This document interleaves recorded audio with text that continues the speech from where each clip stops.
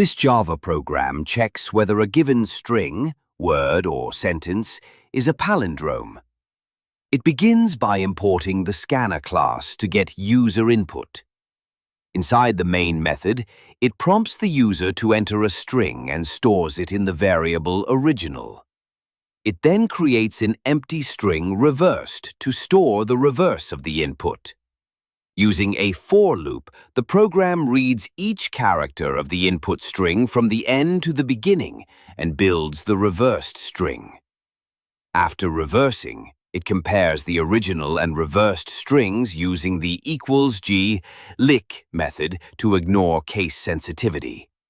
If they are equal, the input is a palindrome. Otherwise, it is not.